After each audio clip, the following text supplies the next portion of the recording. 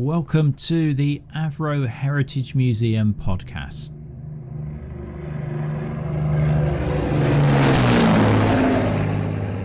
Today we're going to talk to someone who is a key volunteer at the museum, but whom visitors may well never meet. It's a reminder that those of us who do regularly engage with the public when we work on reception rely on a large body of people behind the scenes, without whom the museum could neither function nor develop. Frank Pleszak is a historian, author and blogger with a particular interest in the wider aspects of the development of aviation in the northwest of England, as well as being steeped in Avro history. In the first part of our conversation, he talks about his varied career as a draftsman, an electrical engineer in the power industry, and in agricultural aviation, which took him to exotic locations in the company of many ex-combat pilots. Aviation, though, is the common thread to his story, with early connections to Woodford quite a big part of that. I started off by asking Frank just when he reckoned the aviation bug first bit. Okay, so I'm a volunteer at the Avro Heritage Museum. I'm part of the acquisitions team. I also work on STEM project, and I'm also the Aviation Heritage UK representative. But I suppose my main focus is in Manchester-based aviation, of which Avro is, a huge, very large part of it. So I was born in Denton in 1957. I think I've always been involved in aviation or interested in aviation. I've got 4 brothers, 3 of them which are elder, and when I was very, very young, I used to go to what we still call Ringway Airport, which is now Manchester Airport, aircraft spotting. So my elder brother used to take me, and we've even got a photograph of me at Ringway, and it must be the very early 60s when you could actually go on the grass at the side of the runway to watch the aeroplanes land. So I've got a picture of me in front of the airport hotel at Ringway watching aeroplanes. And then bizarrely, much later, of course, when I started blogging and writing about aviation, I was contacted by what had been a neighbour when I was very, very young, living in Denton. And I actually moved from there in 1964, so it was pre-1964. And I remember him as being a friend, and he'd got a video or a cine film of us being taken to Ringway. So I've got a cine film of me in the very early 60s at Ringway with very old aeroplanes in the background. So, and behind me were the old Avro sheds that Avro built Avro Yorks in, and where the first Lancaster made its maiden flight from. So they were in the background as well. So that's my earliest memories of aviation. Can I ask that? Was something in the family, or was it just that just happened? No, I think it just happened. My elder brothers were interested in aviation. The one that was the most interested, who the one that took me, ended up in the army. I've got an elder sister. She was actually in the Air Force. Actually, she was based at Waddington on Vulcans at one point as well. So no, well, maybe it was in the family, I suppose. But also, my parents used to take me to air shows. They used to take us all to their air shows. So obviously, we came to Woodford in those early days as well. And then when I got to school at weekends, I'd either cycle to Ringway from Denton or get the bus. So it was something that I continued doing. I actually failed my 11 plus and went to a secondary school, but I actually joined the Air Cadets. I joined the Air Training Corps. I was in 2087 Bellevue Squadron, and bizarrely, and this was in 1970, I met a guy called Lloyd Robinson, who I know that you've done a podcast with, who became a very good friend of mine. Little did I know then the significance of not only him but his father, and his father was, his father wrote a book on Manchester aviation, which is my Bible. It is a fantastic story about Manchester aviation, and so it was brilliant. Anyway, so I left school. I got a job as a draftsman. I did an ONC in engineering, and I was actually interviewed here at Woodford for a drafting job, but I turned it down because I considered it too far to come from Denton. So just before you go on that, Frank, tell us a little bit about being a draftsman. It was a small drawing offices that I worked in. We all had our own drawing boards. I worked basically on electrical equipment, emergency power equipment, and then I worked for a big consultancy working on power stations, actually. And what happened to the drawings? They were done on tracing paper, then you printed them out and you sent to the engineers to create. But I ended up working for a consulting company, and they specialised in power stations, and they were traditional power stations in those days. And I was sent to Northern Ireland working on power stations. And what my task else was connections. So they had all these looms of wires going all over the power, all over the whole site, and it was what they connected to, either intermediate or at the very ends, and that's what I specialised in. But the thing was, at the time, I've always been interested in natural history, and while I was out there working in Northern Ireland, one of the girls in the office was saying that her son had just been accepted to university to do a degree in marine biology and oceanography, and at that time they were mithering me to go back to college to do a higher national certificate in engineering, and I was really reluctant to do any more further education. In the end, I decided that I would. But then, when I was in Ireland, I decided, well, if I'm going to go back to college to study for something I don't want to do, why don't I go back and do something I would enjoy doing? So I ended up going back and I handed me notice in, went back, did my A-levels and applied to university to do zoology. So I did a zoology degree. But I never lost that, and I did it at Manchester University, and I never lost that interest in aviation. I used to still go to air shows. And then in 1982, when I was at university, March 1982, I knew that XM603, the Vulcan we've got outside here, was being delivered for preservation. So I skipped the day off school, off university, and me and my brother and another friend cycled down, and we watched it from the southern end there near the golf club, and we watched it, and it did a fantastic display, and then it eventually landed and taxied up to the flight sheds that were just near where we are now, sadly, recently demolished, but it taxied up to there, and we noticed this guy climbing over the fence in front of us. So we decided to do the same. So we climbed over the fence and we ended up in the press and VIP compound. So I've got some fantastic photographs of the day and some photographs of me under XM603 the day it arrived. So, bizarrely, I posted it on social media a few years ago that we'd done that. And there was a comment from the guy that we'd followed over. And he said that he was apprehended and escorted off site. We weren't. We had to climb back over the fence to get out. So it was quite interesting. Anyway, so that was one thing. And by the way, Frank, that was the first bit really of preservation 40 years before the museum, wasn't it? Oh, it was. Yeah.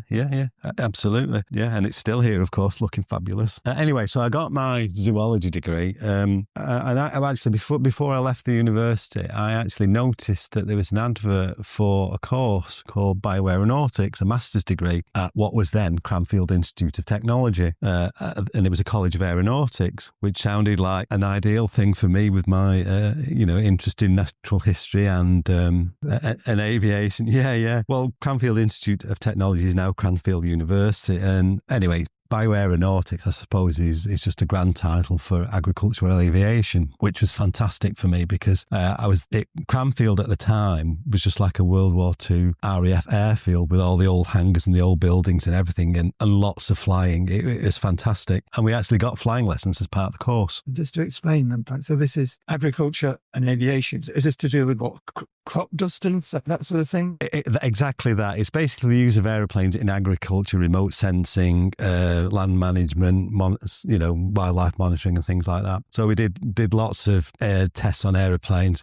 We got flying lessons free. We got our aviation exams all free. We got to fly in the college laboratory aeroplanes and everything. It was fantastic. I ended up getting a PPL, a private pilot's license while I was there. To be honest, it got better because in my spare time, I used to help out with a vintage aircraft collector, a famous guy called Sandy Topin, who ran what was known as the vintage aircraft team. So I got to work with some great aeroplanes, things like Vampires, Doves, DC-3s, Ju-52s, Venoms, and even a Spitfire. It was fantastic. I even got to fly in the Dove, which is a twin-engined little aeroplane, an 8-seat, gorgeous aeroplane, and in the Vampire jet fighter, which was brilliant. We even came up from Cranfield and did an air show at Barton in that, so that was a really fantastic experience. So that was brilliant. But as part of the course, we also got a placement, and the placement was, overseas, usually to some big pest control program. Most people would choose places in America, the big pest control programs in America or Canada. But I thought, well, I'll see if I can get to go somewhere where I'm never ever likely to go again. And one of the it was the course director actually had worked for the World Health Organization, and he put me in touch with one of his colleagues who worked for what was known as the Onchocerciasis Control Program, which was river blindness. So I went out to, at the time, it was called Upper Volta, and worked up there. And I was even there when they had a coup and it changed its name to Burkina Faso. So it was quite interesting. And after I actually finished my masters, they invited me back as a consultant. And then, as I say, it was based in Ouagadougou, which is the capital of Volta. And my placements with the Air Ops department. And my first project was in Togo, and we had a fleet of 15 helicopters and fixed-wing aeroplanes as well. So after my masters, I went back out and worked for them as a consultant. And I worked in places like Mali, Guinea, Burkina Faso, Ivory Coast, Togo and Niger. I was based for quite a while in Bamako, the capital of Mali, and our offices were close to the presidential compound. And whenever any of the president or the senior government officials or visiting officials came, nobody was allowed to drive on the road. If you were on the road, you were made to go to the side, and they lined it all the route with military vehicles. And on one occasion, I was just leaving my office, and Colonel Gaddafi was just driving along slowly as I was stood at the side of the road, and he's the only head of state I've ever seen, Colonel Gaddafi. After he was there, a week later, he actually visited Mali and Upper Volta, Burkina Faso. And the week after he'd left the two countries, there was a war between them. So I was not involved in the war, but I was there when there was this war between Burkina Faso and Mali. Anyway, as I say, we had these helicopters and fixed-wing aeroplanes. The operator was either Canadian Viking helicopters, or they lost the contract while I was there to Evergreen, an American company. The pilots all stayed the same though, and the pilots were incredible pilots. Most of them were ex-Vietnam. Some fantastic stories, and one of them was even the last pilot and last but one pilot to fly from that hotel in Saigon where you've seen the famous pictures. He was the last but one pilot off there. So some incredible stories. A couple of the pilots were actually Portuguese, and they'd actually flown in the Portuguese colonial wars in Angola and Mozambique as well. So they'd got different stories. And there was even a Dutch pilot who'd lived in Argentina and flew for the Argentinian Navy during the Falklands conflict. So there was lots and lots of interest there. Yeah. However, for me, the most interesting was it was on my very first contract I was out there. There was a very old Swiss pilot, and I can remember his name, Harold Bidlow. He was a funny character, but when you got talking to him, he had some really interesting stories. As a teenager, he'd flown for the Luftwaffe Heinkel 111s, and he was actually shot down over North Africa. He'd said that he was escorting a general to the battlefields where they were doing an observation of a battle over North Africa, and they were actually shot. He kept saying, we need to leave, and the general kept saying, no, I need a bit more. And anyway, they were shot down, they were captured, and he said that many years later, he was at a reunion for the Desert Rats, and he actually met the gun crew that had shot him down. So some fantastic stories. And I got, well, I suppose almost 1,000 hours passenger flying in these helicopters over places that people have never even heard of, let alone been to. And on one occasion, we was on a project, and he used to go on these projects for a week or 2 weeks or whatever, with our helicopter, and it broke down, the engine failed. And normally they're all single controlled, these helicopters, but once a year they'd configure one of them with dual control so they could recheck out the pilots to make sure they were up to scratch. And when our helicopter broke down, and we were in southern Ivory Coast, and our base being up in Burkina Faso, so we were miles from base, the only spare helicopter was the dual controlled helicopter, which was just a godsend because by that time I'd got my private pilot's license. I'd got an ex-Vietnam pilot who was also a training pilot, so I got a week learning to fly these helicopters over the bush. It was fantastic. So that was all in my logbook as well. Yeah, it was amazing. Yeah. So that was with WHO, and then after several years of doing that, I decided that I'd come home and spend some time at home, and almost immediately I was asked by the British government to go to Nigeria to help administer some aid for migratory grasshopper control. And that was interesting because at the time the British consulate in Nigeria was interested in archaeology and used to organise expeditions, and because I was there for the British government, I got to go on 2 expeditions in Nigeria with them, so that was fantastic as well. So lots and lots of different aeroplanes, which was fantastic. But then eventually I settled at home. I actually used to spend some time with my girlfriend who lived in a shared house, and to get through the time, I went on an IT course with one of the lads in the house. So I ended up working in IT after that for quite some time. And at the same time, because I got a private pilot's license, I'd actually bought a share in a ex-RAF Chipmunk, which I flew out of Barton Airport. And I have to say, the Chipmunk for me is my favourite aeroplane, bar none. And I know there's some fantastic aeroplanes here at the Avro Heritage Museum, but for me, the Chipmunk is the aeroplane. What's the fascination? Oh, it's such a gorgeous aeroplane to fly. It looks fantastic. It's so forgiving. There's nothing fancy about it. So I think, for me, it was just and I think there's another pilot here, an ex-VC Tim pilot who you've already interviewed. I think he would actually say the same as well. Richard, yeah. So I worked as an IT consultant, and we used to do projects at various large companies around the country, well, around the world actually. I had a family, and actually in 1991, when the 5 Shackletons made a farewell visit here, I actually came to see that as well. But by then, I think I was too old to climb over the fence. But I did see the 5 Shackletons arrive, which was fantastic to see. And I suppose whilst I was working on those projects, for me, not the best project, but perhaps the best location was with Rolls-Royce at Derby. And whilst I was there, they allowed me to go into their private and public museums, which, sadly, most of it's actually gone now. And I think some of the engines they had in those museums are here downstairs. But at the time, they had these private museums with fantastic engines and displays in there.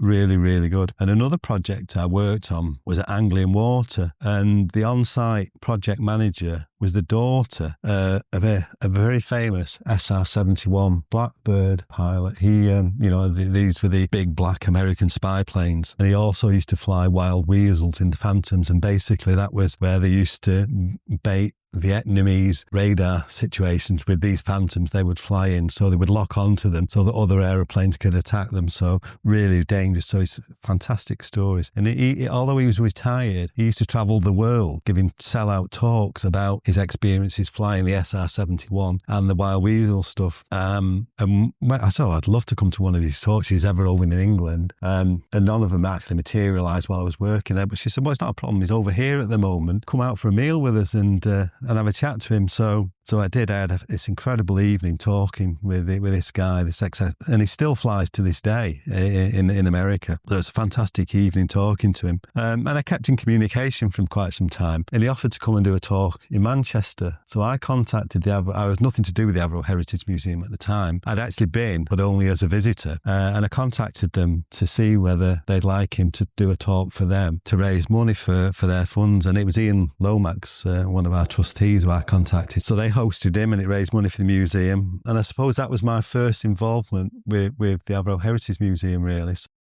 Thanks to Frank for sharing those fascinating and varied experiences. We really are lucky to have volunteers at the museum who draw on such amazing backgrounds and combine them with a passion for all things Avro. In the second half of our conversation, next time, Frank explains how quickly his contacts with the museum grew in a way that led him to becoming a key volunteer. Join us then. In the meantime, it's goodbye from me, Chris Pleszak, and please keep listening to the Avro Heritage Museum podcast. Cheerio.